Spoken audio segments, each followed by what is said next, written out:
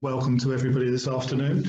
A really exciting session for you for the HAPPI study. On behalf of the Housing Link, can I thank everybody for your participation, and particularly St Monica Trust who led this piece of work, but also Dunhill Medical Trust for your support and your grant to enable this to happen. For those of you who aren't familiar with the Housing Link's HAPPI Hours, we created these very early on in lockdown to replace our in-person regional network meetings, and very quickly they've become very successful in enabling us to engage with all our members virtually with the latest policy, practice, research and innovations in the sector. And this afternoon's session is no exception. We have an excellent cast for you, led by St Monica Trust, and we have the Chief Executive here with us, David Williams. David's been a long-time friend of the LIN and a fellow Bristolian based in Bristol, and Rachel, who has single-handedly sort of done much of the work to do the analytics and pull together a fabulous executive summary and full report, which we'll hear a little bit more about shortly. But also we wanted to take this opportunity to share with you the views of both other operators, but also the residents as well as the trade body, so we can get a really broad reflection what the findings from this really important piece of work mean for just the research team, but what it means for us all in practice. And then we'll have an opportunity to discuss these, led by Sue Kay, the Executive Director at Dunhill. And again, on behalf of the LIN and Dunhill and St Monica Trust, can I personally thank you for your support in enabling this project to come to fruition. And finally, just to reiterate what Jerome said, a very big thanks to Action Deafness, which enables this session and our forthcoming ones to be reaching out to the deaf community. Thank you, Monica, for your involvement. So, without further ado, over to you, David, and look forward to your introductory words. Great. Thank you very much, Jeremy, and a warm welcome to everyone who has joined for the launch of the HAPPI study and the opportunity to share perspectives and experiences with people from a wide range of places and organisations. The last 14 months, I think, has been tough on everyone. Staff have worked relentlessly, doing everything possible to safeguard the well-being of residents and fellow colleagues. The St Monica Trust is currently fully immersed in our recovery phase, where we're continuing to protect and support people, as well as focusing on protecting our villages and ensuring our services are sustainable into the future. Being an evidence and research-minded organisation, we're always very keen to learn, share our own learning and work collaboratively with others to achieve quality and sustainability and what we're able to do and offer to enhance the lives of older people. This is needed now more than ever. Last year, we saw a lot of coverage and research activity on what the pandemic experience had been for those living and working in care homes. In stark contrast, there was very little regarding housing with care. That was the reason that Rachel Dutton, our COVID-19 National Project Lead, proposed and went on to lead the HAPPI project. We're very grateful that this was made possible by the funding, as Jeremy said, from the Dunhill Medical Trust and through partnering with the Housing, Learning and Information Network. What also made it possible, and I think really worthwhile, was the very large number of retirement village and scheme operators who generously devoted time earlier this year to completing a very comprehensive HAPPI study questionnaire. Without further ado, here is Rachel who will be presenting the headline findings and the messages that have come out of thorough analysis of the research undertaken. Rachel. Thank you very much. Thank you. Yeah, I'm really pleased to be here. This is a great part of the project where we've just about reached the end of 6 months' work and able to share findings and start discussing what those are. So let's get my slides up. Is that okay? Can people see the slides? No, they're not coming up. No. Would you like me to share them on your behalf, Rachel? I'll try one more share. Oh yes, that's working. Ah, brilliant. Perfect. I've just put up this lovely cherry blossom that I saw on my walk this morning. I thought it was rather wonderful. Okay, next slide. Right, so the HAPPI study was looking at retirement village and extra care housing operators' experience during the COVID-19 pandemic. The reason for doing the research was to find out how the pandemic had affected housing with care operators, their staff and their residents, how they've responded to the pandemic and what their innovations, successes and the key challenges were. We were very pleased to receive 38 completed questionnaires during January and February, which really did exceed our expectations given the very difficult circumstances over the winter time and the beginning of the year, with the new variants of COVID being around. So it's just fantastic, because it meant that with all the operators there, the 38 of them, it covers around 62 retirement villages, nearly 400 extra care schemes, and in total of around 26,000 residents. So today I'm just going to give a really whistle-top tour of the headline findings from the questionnaire data and analysis. So I'll be covering the extent of the operator's response, the evidence of the impact that response has had, the top pressures and challenges operators have faced, what their key concerns are going forward, and then finishing with the recommendations that have come out from the study's findings. So the extent of the operator's response, it was very, very clear that operators have gone to great lengths to protect their residents and staff, and obviously, of course, visitors and other stakeholders that come to the schemes and the staff office environments as well, to support their residents' activities of daily living, their well-being, social engagement, their community and personal activities, and through creating other and different opportunities for them to have positive experiences and maintain as much social contact as possible, and particularly during the lockdown periods. Key measures that were put in place during the first wave, more than half locked down before the 23rd of March, which was the date of the first national lockdown, and quite a few of those actually have locked down probably a week or more in advance of the 23rd. They'd implemented PPE, social distancing, closed communal areas and services. They'd shielded individuals who needed shielding, those who are vulnerable or at more risk of getting COVID or complications from it. Restricted or prohibited visitors. Around half had asked residents not to leave the site, and had redesigned their spaces and facilities. One of the large operators who ran both villages and schemes wrote they had a comprehensive community plan was maintained for each scheme, detailing the identification of individuals who lacked an adequate support network or had increased vulnerabilities. These are some examples of special measures that were put in place during the pandemic as a whole, to try and protect and enhance the well-being and health of the residents. So most common were having site guidelines for villages and schemes, providing lots of information and support on the changing government guidance and rules, giving benefit advice, access to prescriptions, GPs and other health services, including providing transport.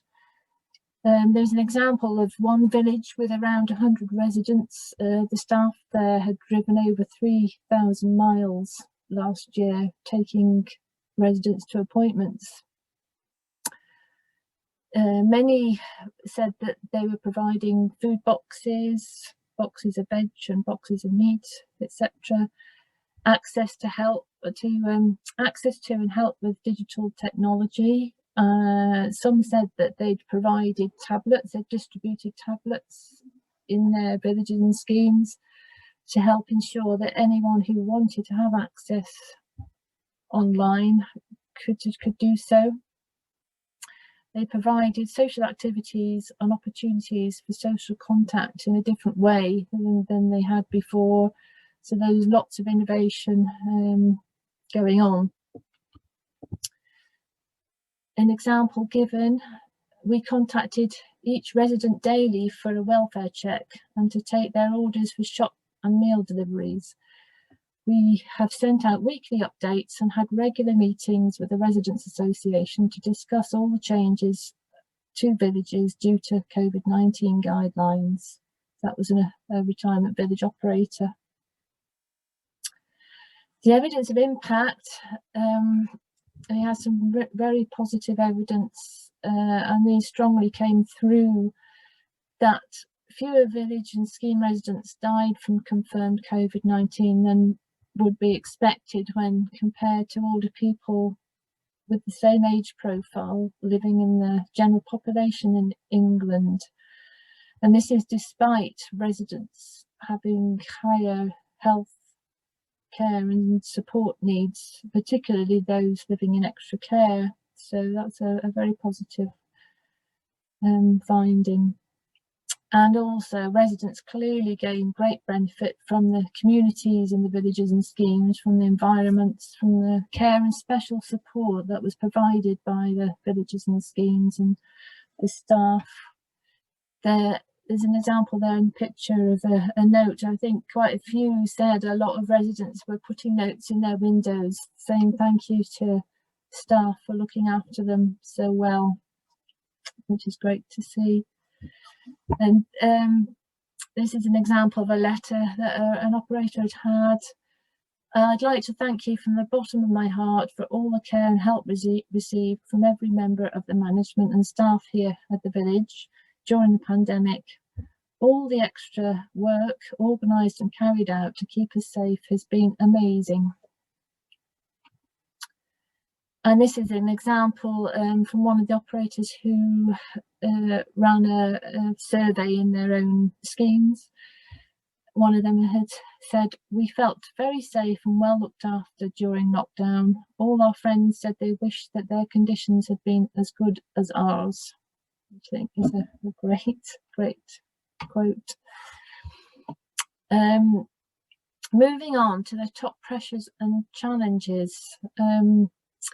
One of the major ones was that operators found, a lot of them had found, that the costs and losses had far outweighed any funding or savings that they had had.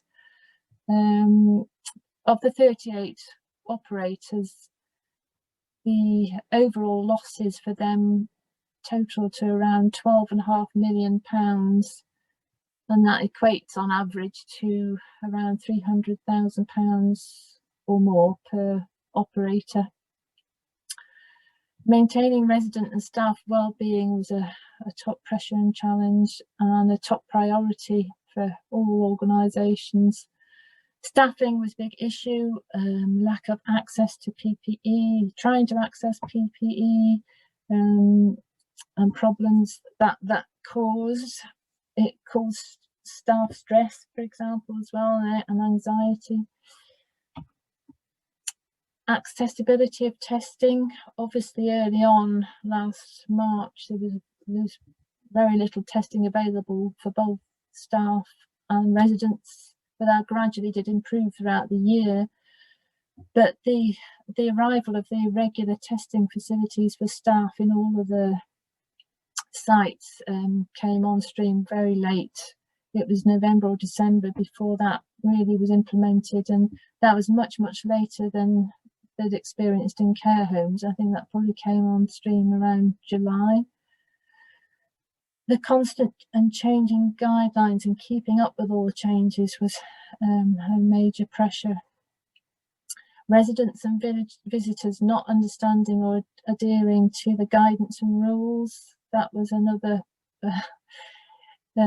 cause of stress and a lot of work for staff. the lack of government leadership and guidance specific to retirement villages and extra care homes caused complexities and a great deal of work for operators. And lack of understanding or awareness with housing with care, that was mentioned a lot. And this is an example here of the issues that this caused. Local resilience forums expected housing operators to pick up customer needs. Health and social care assumed a higher level of service provision on discharge from hospital.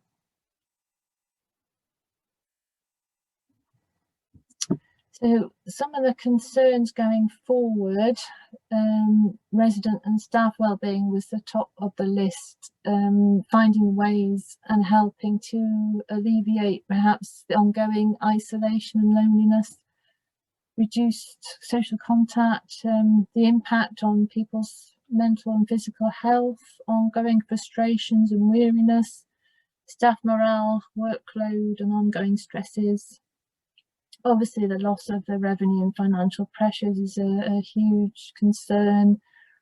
Getting vaccinations completed, wondering how many people were going to want to have vaccinations, wondering how long the vaccinations were going to protect people. And there was also anxieties around people being complacent, having had a vaccination, and whether they were going to still stick to the guidelines or changing guidelines. And recruitment to frontline roles, and thinking about how non-essential services were going to be safely reintroduced when people are going to start getting back to normal, which we're all looking forward to. So the recommendations coming out of the study, some of the major challenges and difficulties faced by the operators could be overcome by having a legal definition of housing with care. A legal definition we still haven't got, and there's lots of definitions of what housing with care is, what extra care is, and what is provided. Still not a lot of consistency, so having a legal definition would really help, and it would also help in terms of access to funding and inclusion in guidelines and regulations, etc. And yes, for these to be widely publicised, promoted, to promote awareness and understanding of the model and how important extra care and retirement villages are in, within the broader care sector, and better access to funding and financial support. Having more flexibility in contracts for commissioned services for essential additional staffing. I think many organisations found they had a lot more extra work and tasks they were needing to carry out for people, but it wasn't being covered from the money that they were getting from local authorities or whoever was commissioning services. Having guidance that's developed in consultation with experts and giving realistic implementation time, and also having villages and schemes that are already designed to be pandemic ready. If you are able to have a look at the summary report or the full report, you'll see that there's some really good information in there from operators around the design of the buildings and what worked for them and what impeded things for them in terms of helping to reduce the risk of COVID for residents and staff, and also things that help promote well-being for residents, such as having balconies and outdoor spaces. So the links to the report and the questionnaire are now available on the St Monica Trust website and the Housing Link website at those links there. Yeah, and I just would like to reiterate thanks very much to the Dunhill Medical Trust for recognising the importance of this study and to gather evidence around housing with care, because there's been a lot of coverage and research done into care homes, very little around this area. So we're really grateful to be able to have been able to go ahead with this project and got some really substantial results that are going to help, I hope, operators currently, but also in the future. And the Housing Link for being a partner on the project, doing a great job with operating the survey and advice and help with the questionnaire development and the reports, and St Monica Trust for supporting this as well. And of course, last but not least, the advisory group members who've had a great role and been fully on board and given lots of advice and suggestions that have been so helpful. So yes, if you've got any questions or feedback, or would like to contribute any experience or insight that you've had, it would be absolutely fantastic to have those, and we can perhaps draw those together in perhaps a separate report. But I have put something up on the Housing Link discussion forum, so people can log in there and share experiences and comments and things there. Rachel, before you log off, can you just go back a slide? Because I think some people want to take the URL for where to access it. Yeah, and I see Jerome has posted that also in the chat box for those of you who want to quickly just access it and save it. Okay. But again, on a personal note, can I thank you as well for your unending work. I know you spent long days and sometimes nights on this, and the amount of responses we had and the detail was quite phenomenal. I know you've really succinctly produced both an executive summary, but also a much more detailed report for people who want to really delve into some of the minutiae of that detail. So thanks again, and we will come back to Q&A, and I see we've already got 4 or 5 both in the Q&A box, and also I think there was one from Ruth in the chat box. If you wouldn't mind putting that into the Q&A box, that would be great. I mentioned at the outset we also wanted to involve the advisory group and also residents themselves about their experience. So I'm delighted that Shirley and Roger can join us. So I'll mute myself and pass over to you. Lovely, thank you very much, Jeremy. So yeah, I'm only going to spend about 5 minutes talking about what it was like from our perspective from the Extra Care Charitable Trust. We've got 21 villages and schemes, but I want to allow Roger, who is one of our residents, to talk more about what it was like from a personal experience. So very similar to the research that you've just seen there from Rachel, you know, it was very similar for us.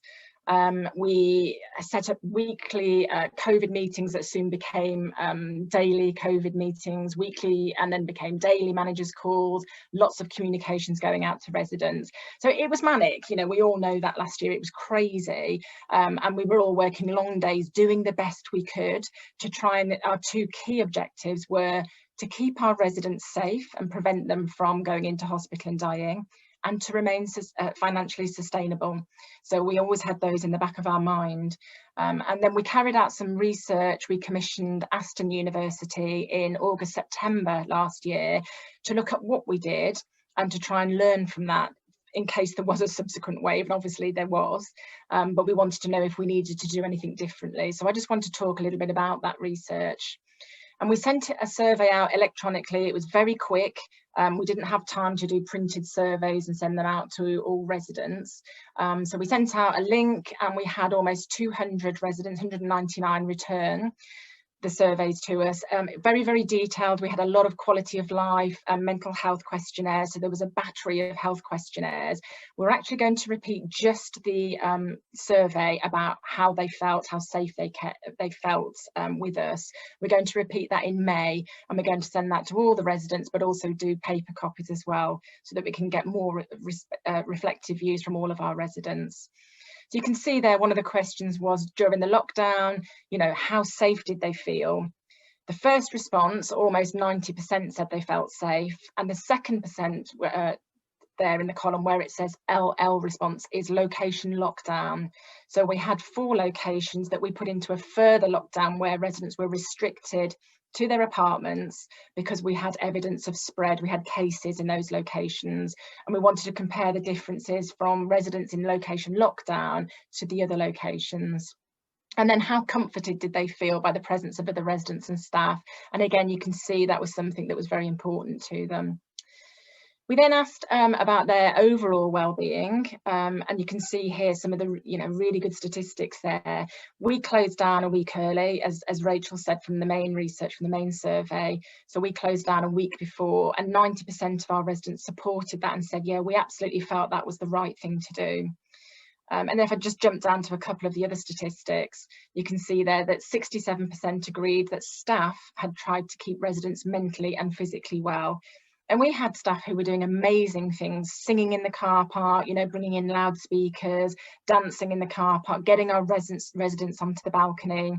So we had balcony bingo, we had corridor bingo, residents coming to their door, anything that we could think of that would try and support residents' mental and physical well-being. And then 80% felt supported in getting essentials such as groceries and medication. Things changed rapidly for all of us, didn't they? So we had to contact supermarkets, ask them who would deliver, get a lot of our residents online, doing online groceries, shopping, medication as well. We had difficulties getting Royal Mail and pharmacy deliver to the apartment doors initially. They wanted to just come and leave it at the door, in big bags or big boxes. So we all had to work and think differently. And then in terms of resident mental well-being, we asked some specific questions about the impact.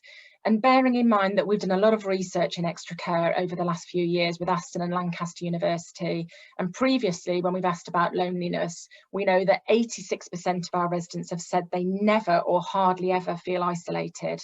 And now you can see that during that first wave, 41% reported feeling socially isolated. That's a big difference. And we're now seeing that effect from people who are nervous to come out of their apartments and nervous to get back to everyday activities, even though they might have had both vaccines.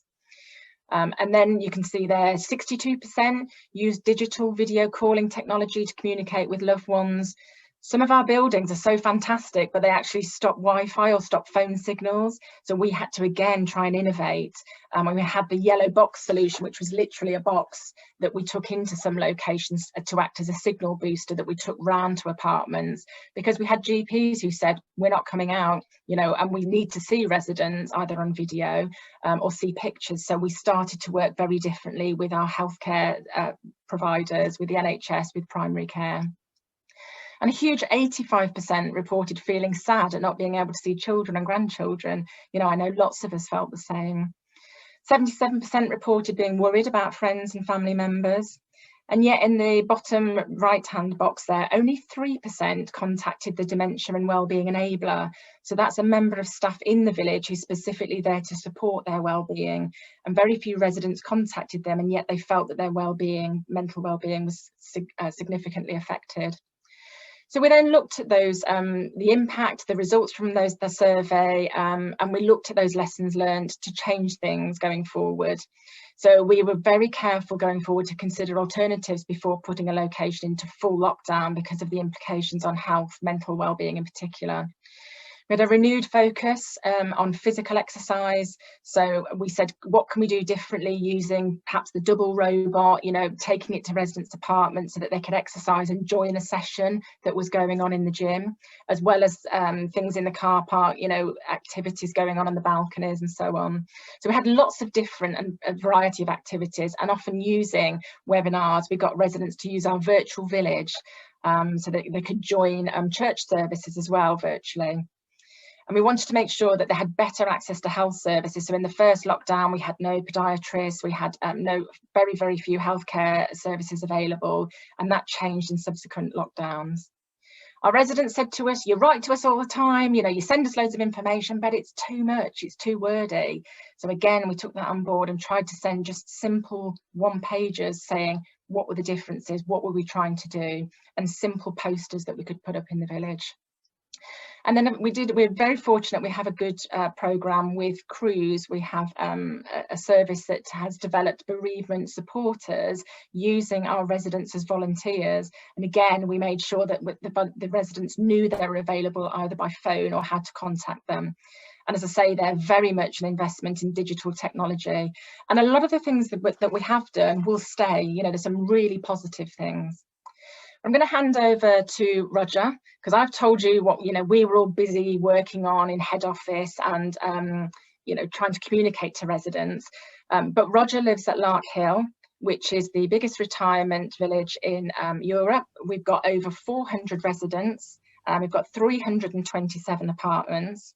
Roger also sits on the Residents Association and joined our weekly calls, and is very much an advocate for our residents. I'm not sure what I said then, Roger. You'll tell me in a minute what was funny or if I've dropped you in it.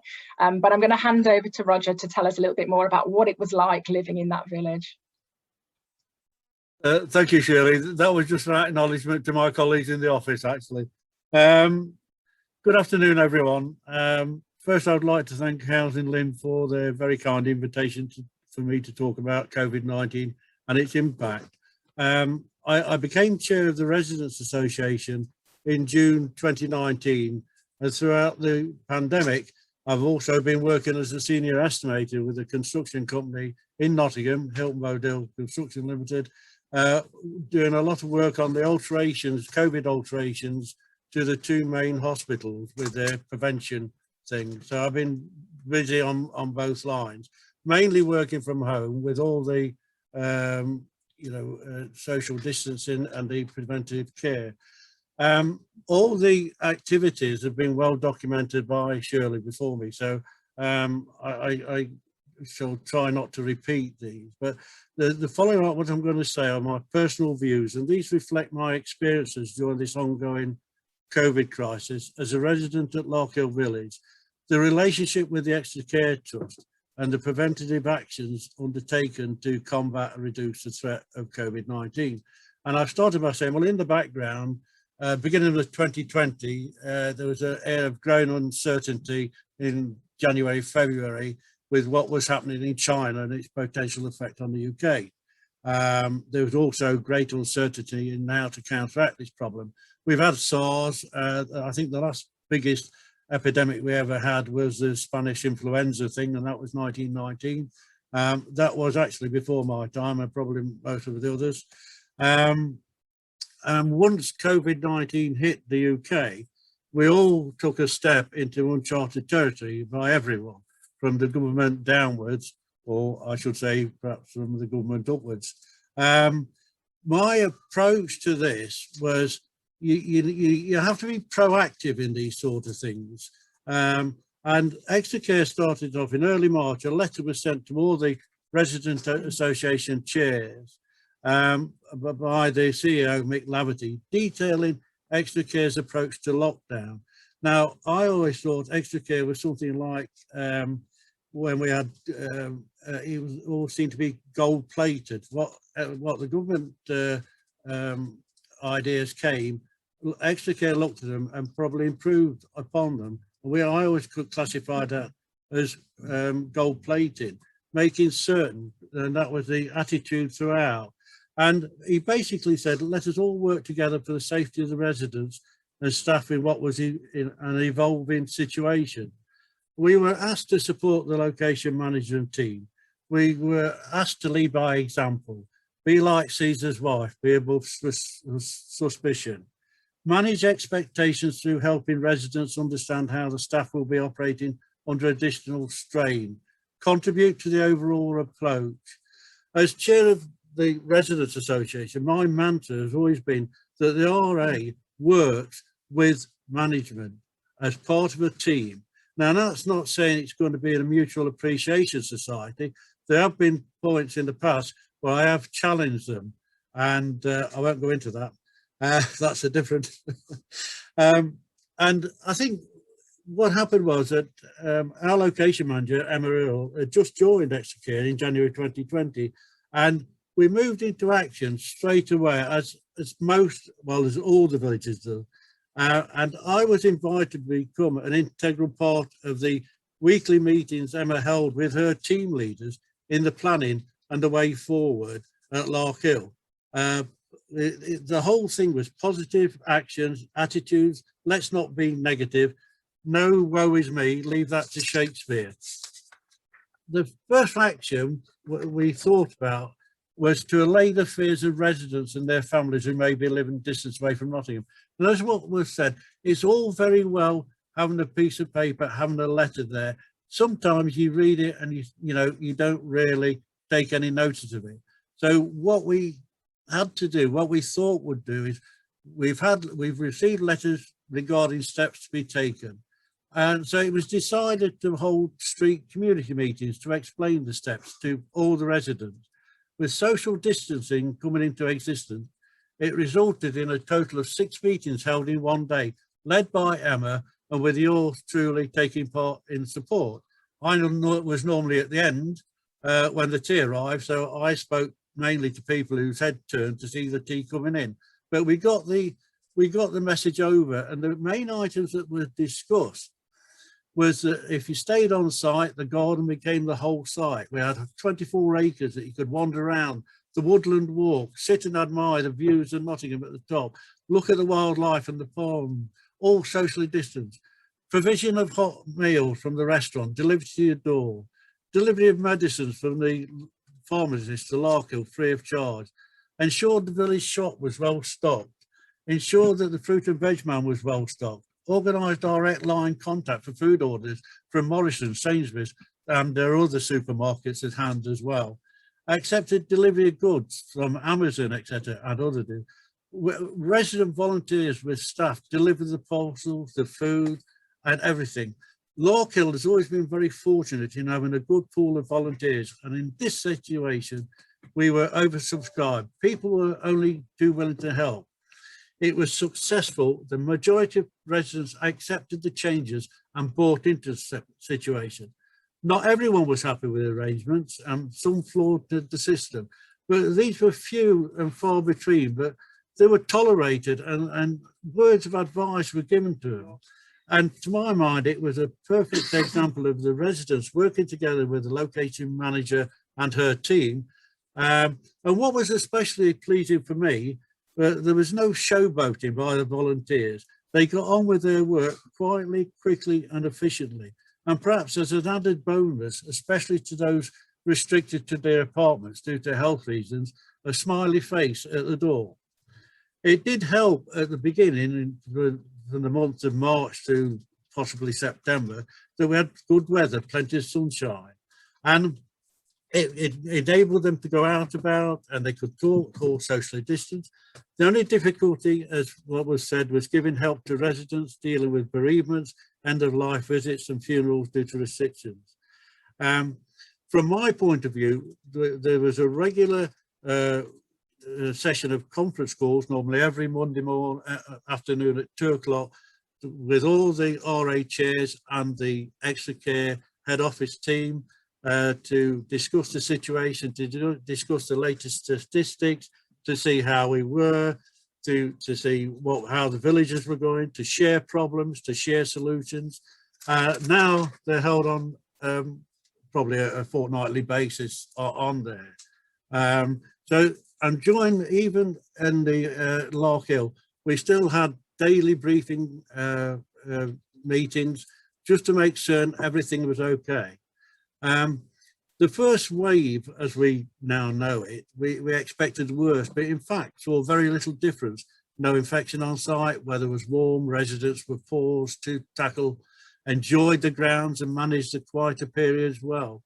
But with everything appearing to be heading in the right direction, with easements getting back to a new normal after some 6 months of restrictions, my biggest fear, and I'm certainly not the only one, but once the lockdown was lifted, the UK would go mad. I think virtually everybody knew that would happen, and it happened all too easily. We had a second wave, another spike caused, I think, mainly by the younger generation that I would class that as the under 60s, who seem intent in ignoring any advice or any lessons learned. And to a certain extent, I think this was aided and abetted by the media. Firstly, colleges. Nottingham, being a university city, was particularly hit quite hard. And this reflected on the attitude of the Larkhill villagers, because what they were saying is, well, look, we've behaved ourselves, we've obeyed it, we've gone in with the guidelines, they've all come back, now we're all prevented, we're stopped there, we're worried about going out. You know, so what freedom we were going to enjoy has been restricted. So the challenges that we had seen off in the first wave came home to roof with, there was probably a few more cases of staph infection, and also it was really challenging at the time, because the stamina, the staunch and unwavering stamina shown at the beginning of the pandemic now began to show fatigue, because you know, we thought September time, this is it, we'll be all right. You know, everybody was looking forward to Christmas. The poor weather didn't help the matters. And then was Christmas on, was Christmas off, was part Christmas there. That added further to the misery. What we tried to do was look at everything as what was said by Shirley. So the year 2020 kind of lurched to an end. And with 2021, it was looking grim and foreboding. But everybody was still being positive. From my own mind, we were still working hard, trying to get things established, trying to overcome all the obstacles. And I come to a situation now where, with all the vaccinations and things again easing up, and hopefully lessons will be learned by all layers of generation, I think to myself, well, what did I learn? What did I learn throughout this from my experiences with the pandemic? Well, what I learned was there was a lot of kind and caring people who quietly go about their business and help wherever possible. And this is not only Larkhill, but nationwide. This is not only the residents, this is the team as well. So the measures taken and planned by Larkhill and Extra Care proved successful in the context of a very limited infection through, although well-being and mental health may have been reduced by COVID, its damage was limited by a general good feeling of residents. Now, this was created by the actions within themselves. So looking back, I think in every cloud has a silver lining. For the actions taken to combat COVID-19 has confirmed my belief that retirement homes, retirement villages are the way forward. The advantages of a retirement village that wants you to be independent, have a good lifestyle living, and you want to be invigorated by the surroundings and in a safe and happy place to live.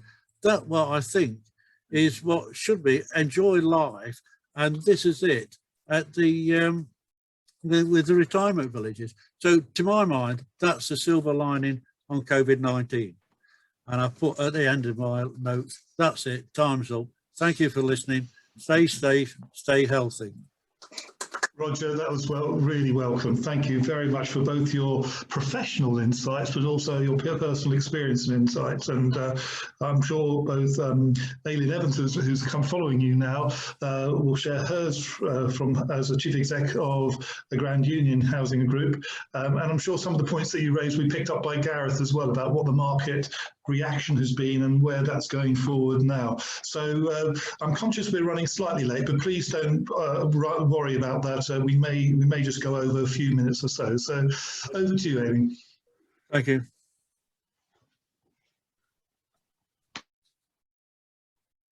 Thank you very much. Well, follow that, Roger. Thank you very much for lining that up for me. I would just echo your points actually about kindness. We started a wall of kindness on our intranet at work where our colleagues could share stories of kindness, and it has been used on a daily basis for the last year and is still continuing to do so.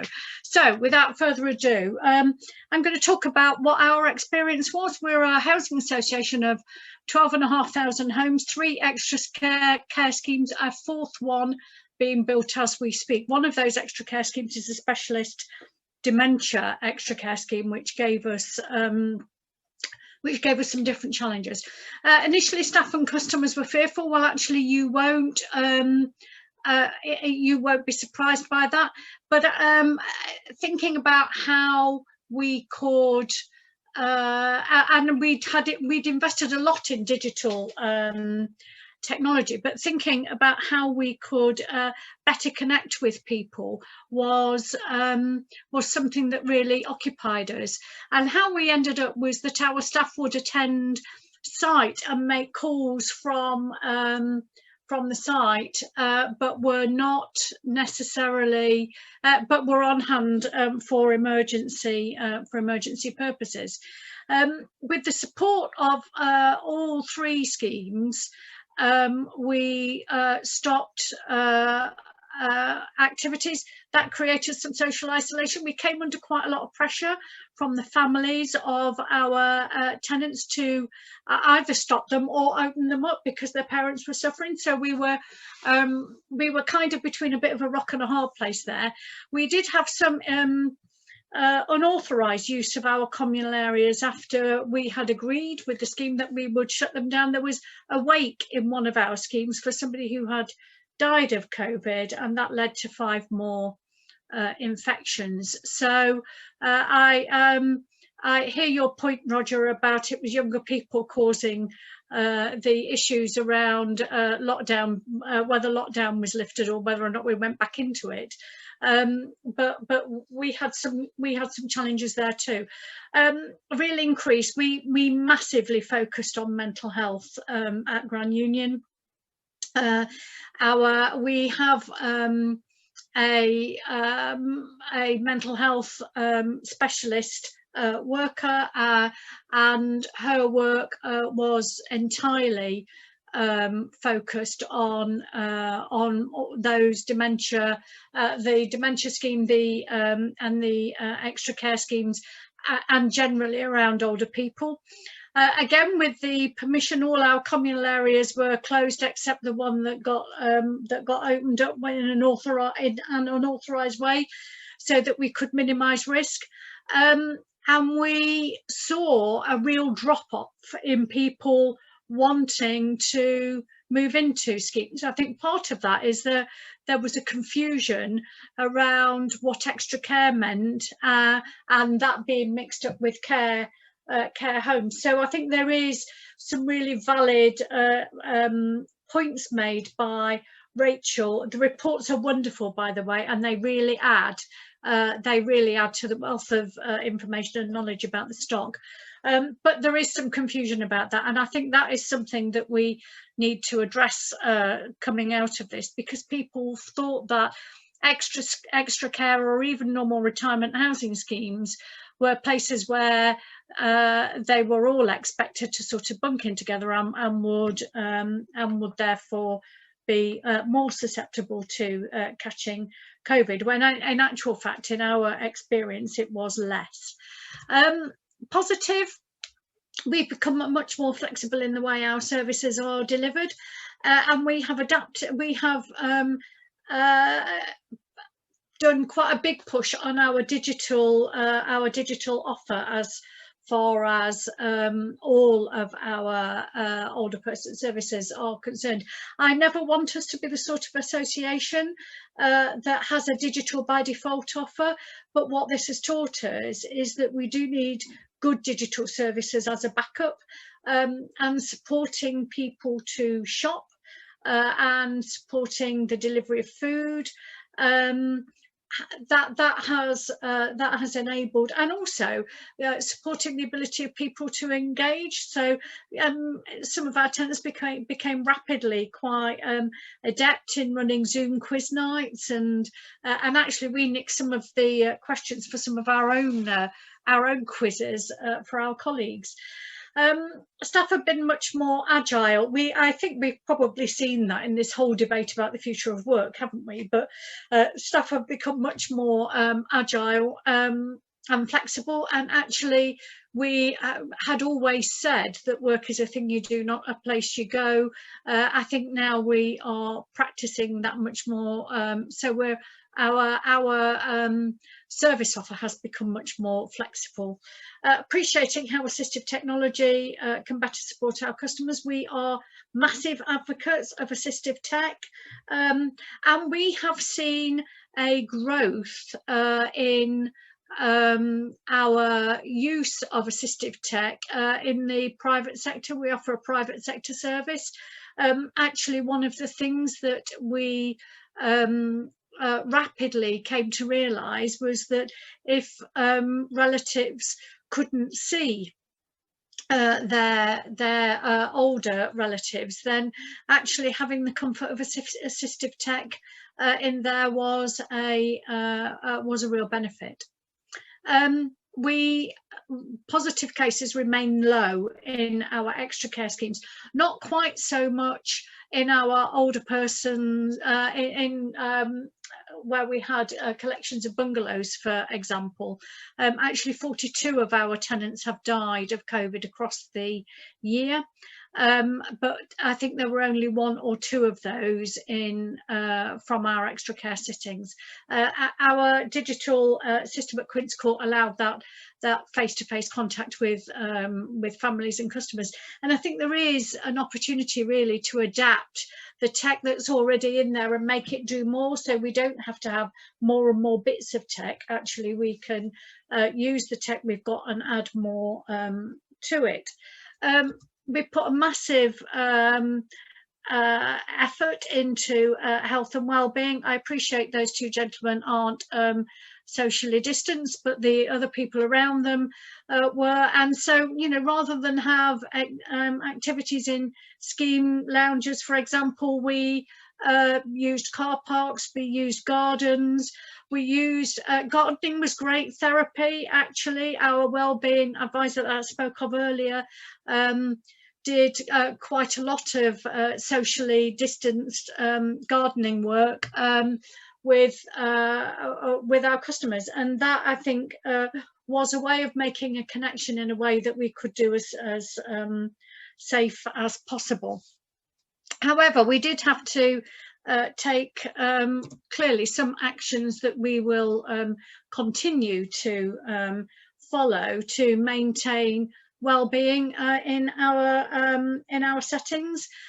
So use of sanitizer, posters with clear guidance displayed at all of our entrances, risk assessments, the hairdresser, use of the guest rooms, catering. We registered our customer support bubbles so that in the event of us needing to contact them or any COVID related issues coming in there, that we were able to trace people. Our cleaning schedules increased to daily at all schemes, and that underlines, I think, some of our costs. Our costs on our older person schemes generally are around 250,000 in additional costs. That's PPE, which was extortionately expensive at the beginning of the crisis and very difficult to get. But then that enhanced cleaning, extra equipment, we still needed to provide repair services, for example, so extra precautions around those. We checked on all of our customers over the age of 70 to make sure that they had support for food and health supplies while they were shielding in the initial lockdown. Some of them said that, you know, that's very nice that you've done that, but we don't want you to do it anymore, and that's fine. But for some people, we were the only people that we were checking on, so that wasn't just about extra care, that was around our stock more generally. It did enable us to pick up, we know our extra care and retirement housing schemes customers really well, but nonetheless we did still pick up some referrals that we needed to make to food banks, our staff, and where we couldn't offer a repair service in people's homes, our repairs operatives were delivering food and prescriptions and supplies as required. We also offered financial advice support by our in-house team. Team raised about £3.5 million last year in benefit for those that were entitled to it but weren't claiming it. Any cases, any COVID cases that were across our schemes were contacted, and that was why we were able to contact those support bubbles very quickly. And generally what we did find was, after the initial tussle about you know, my parents can't get into the scheme lounge, and that is, or my parent, and that is affecting their mental health too. Why aren't you shutting the scheme lounge? Because I don't want my parent to get COVID. Actually, what we were able, so we found communication, not just with, and communication is key, not just with our tenants, but also with families as appropriate, and where necessary and appropriate, was something that we did more of too. And we supported people who had come out of hospital or who had had COVID with their self-isolation. So that was one, they were other ways we were able to get offer support. Actions to maintain, so we offered a gold, silver, bronze command. So, and we were meeting daily, we were communicating daily. We closed our offices. We have contact track and tracing introduced, and all of our staff were issued with full PPE. That was a real stretch initially, and cost us an absolute arm and a leg at the beginning of the pandemic, where prices were outrageous. We increased welfare checks with our staff. Ensuring mental well-being across our staff was a really massive thing for us. We are very big on mental health at Grand Union for customers as well as our colleagues.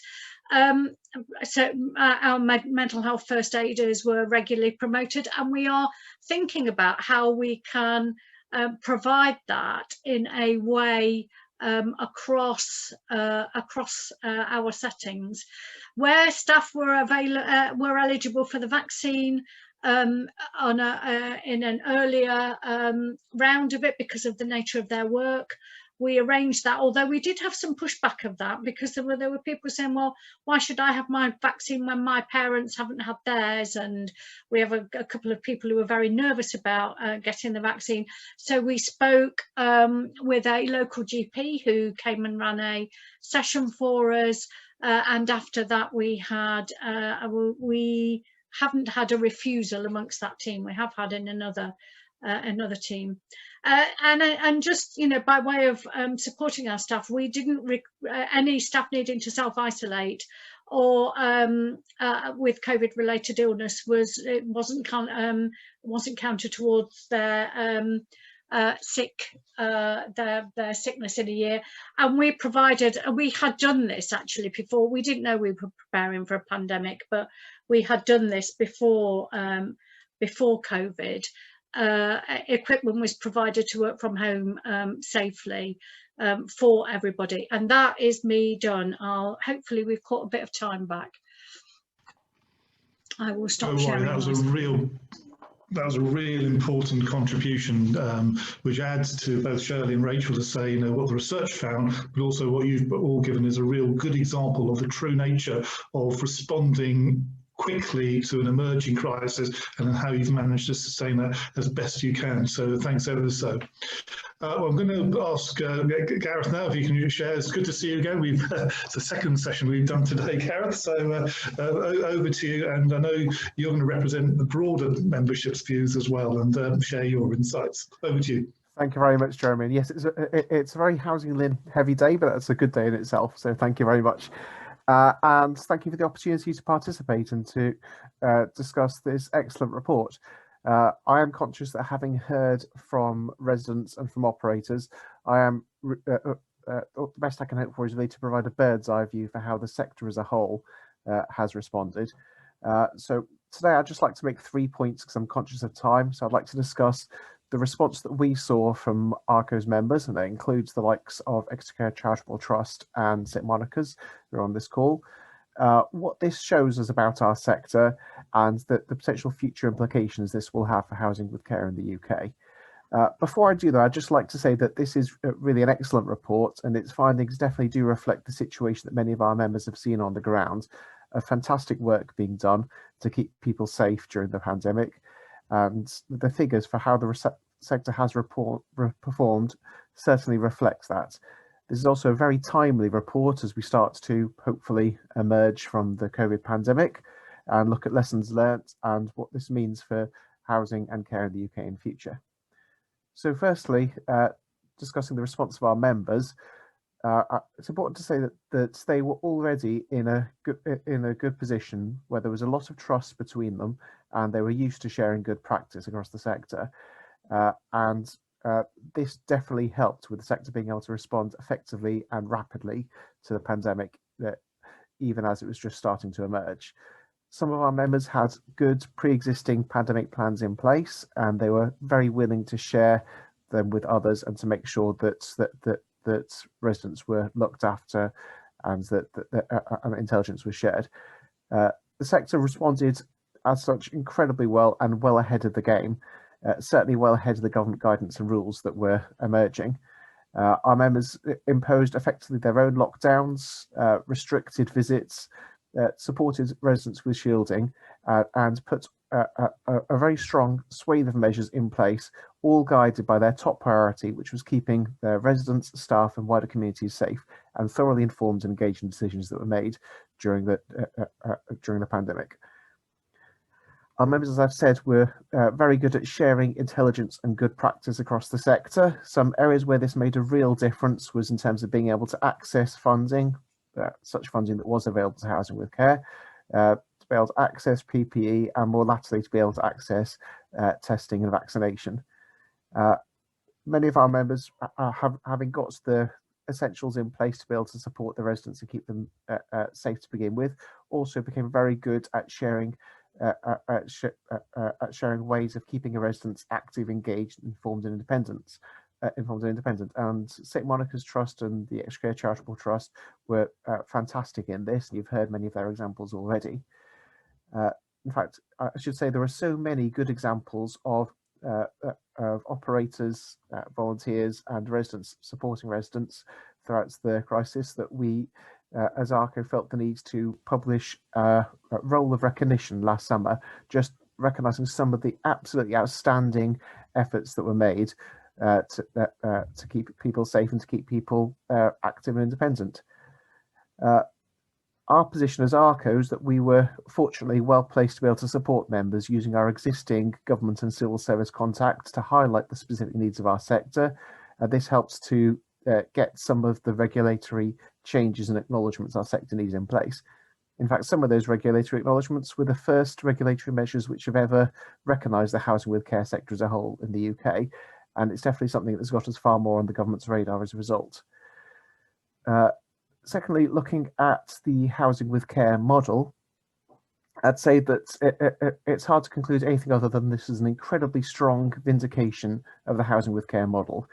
It shows how it shows the value of supporting people to be independent in a community setting, being able to provide high quality care and support, whilst also allowing people to have their own space and to isolate as needed.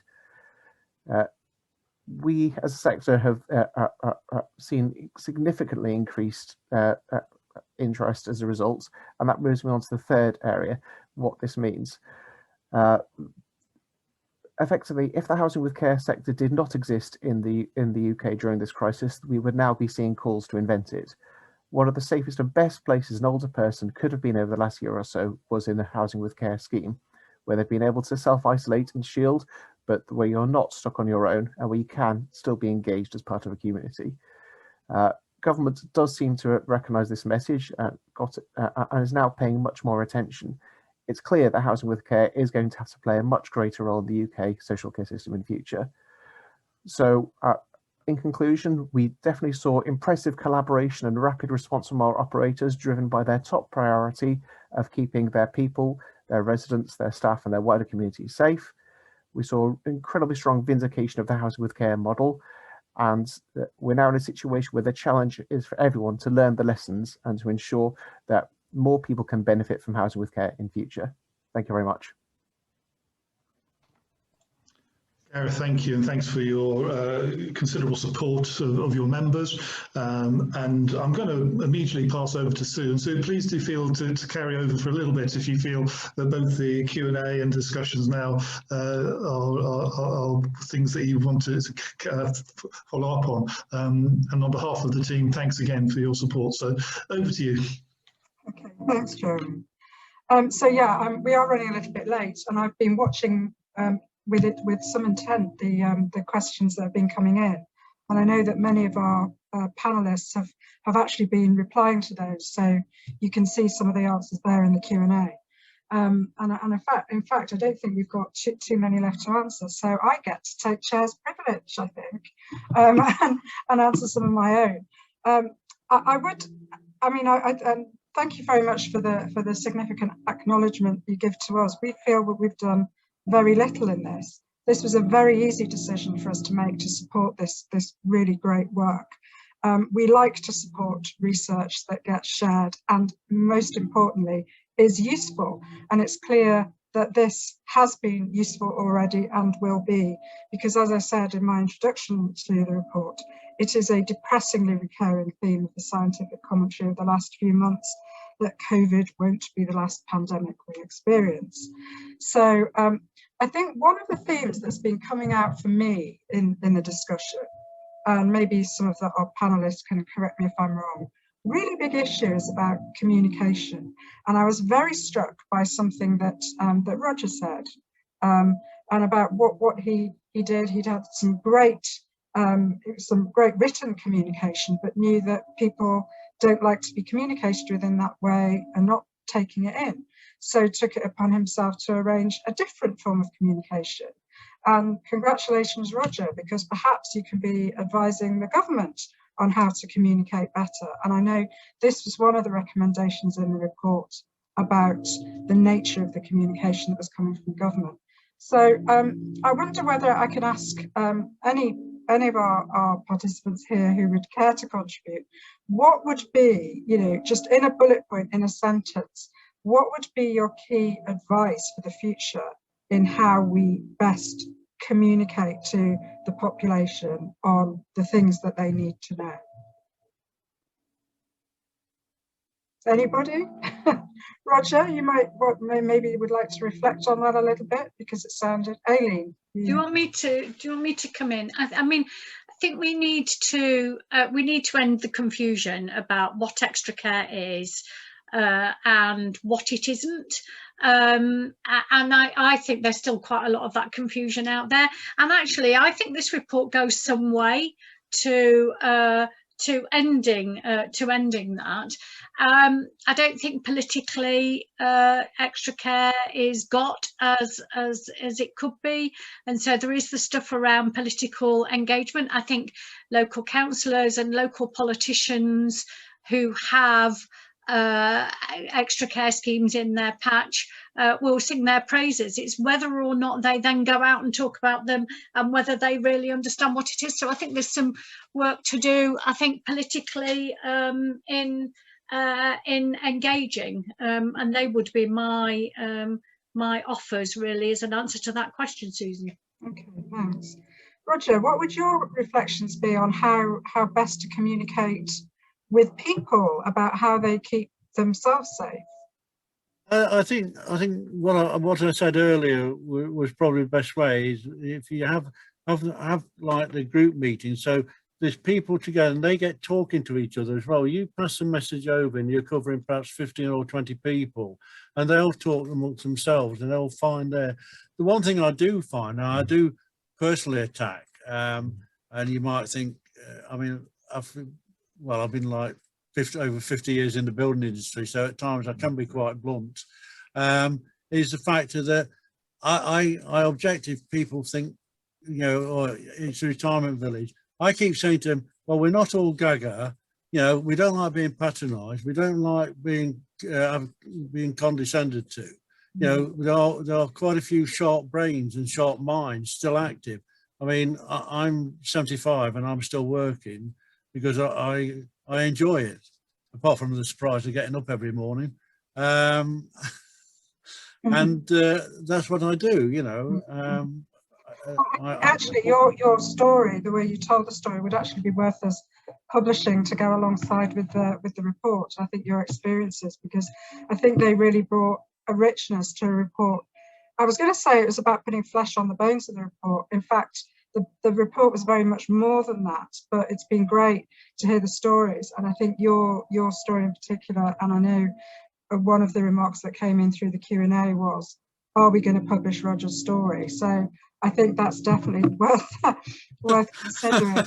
Rachel, we should get together on that.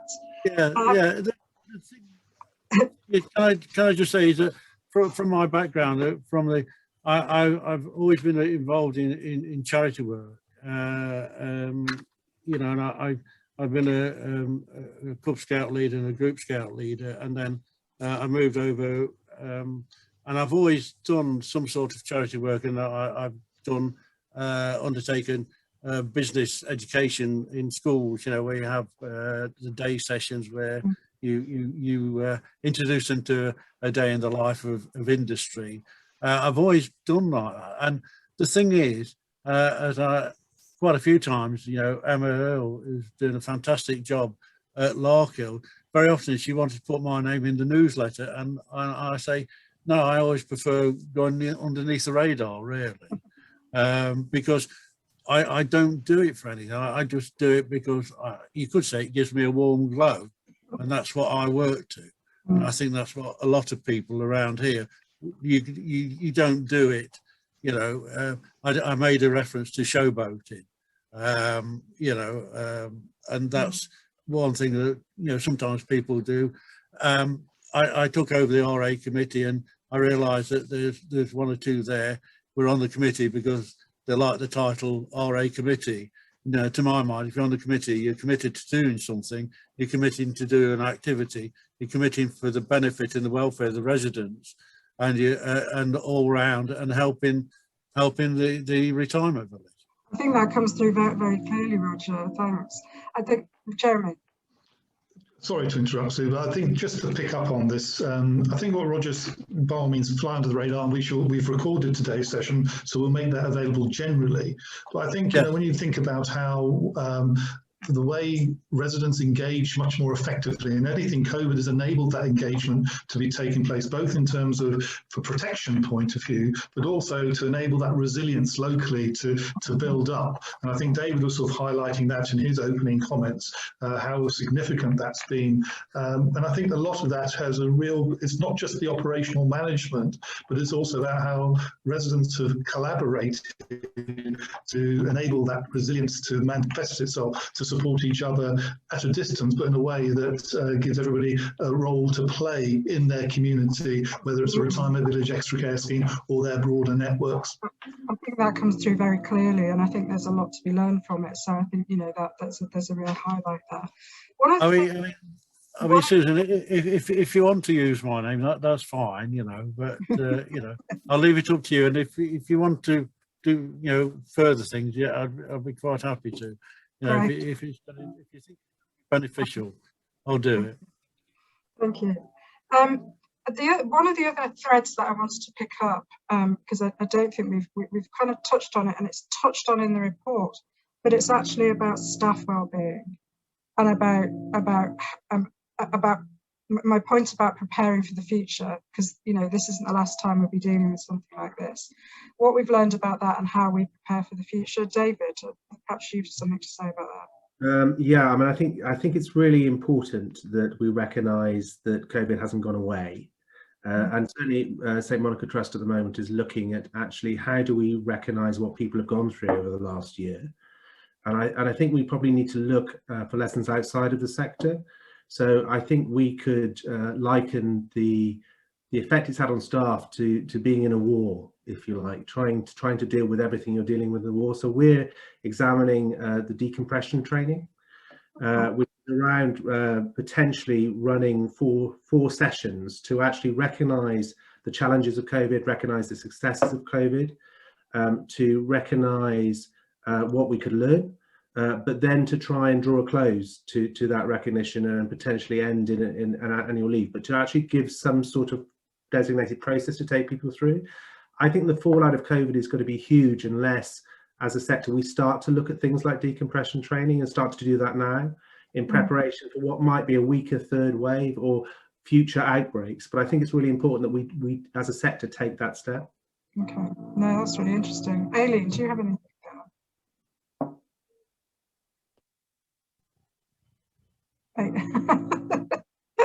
Done it now. My CIH presidency is focused on mental wellbeing in the sector and how we can retain compassion at a point at which we are feeling overloaded and strung out ourselves. We've worked very hard.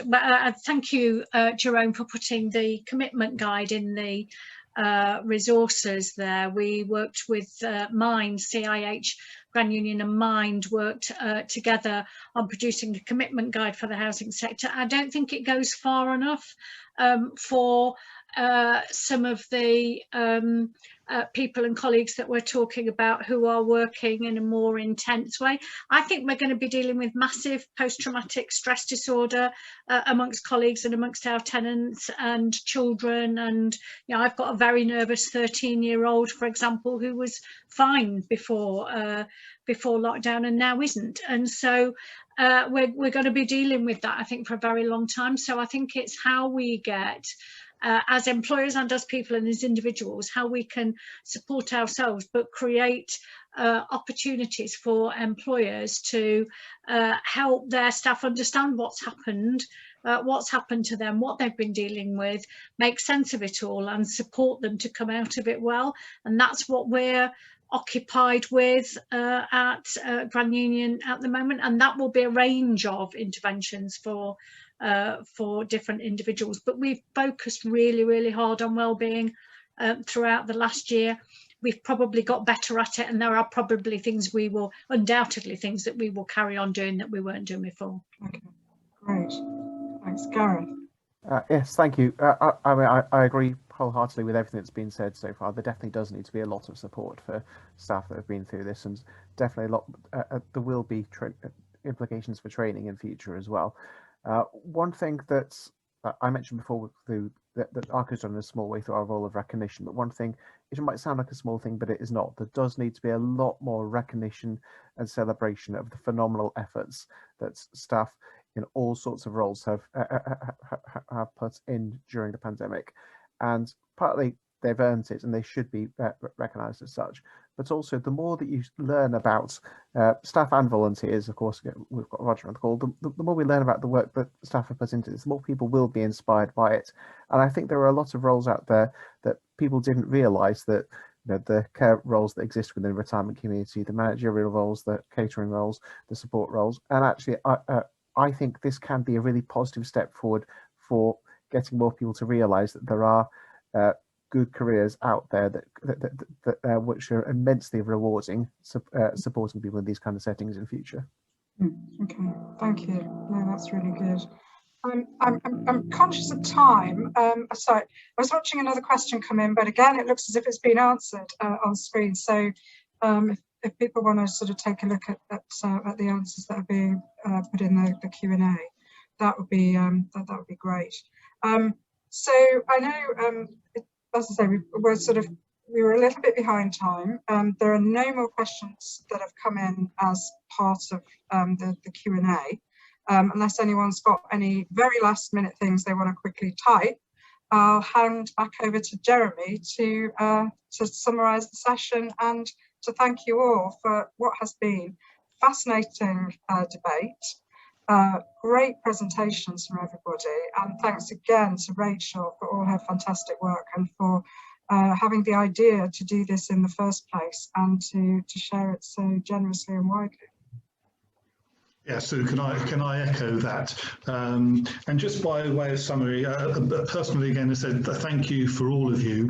What some of you may not know is that David and I met back in February of last year as part of our Southwest Leadership Set, just as the virus was taking hold in China, and he and I were trying to cautiously say what would happen. And I think 14 months on, we know what's happened, and some of the prophecy that we shared then came true.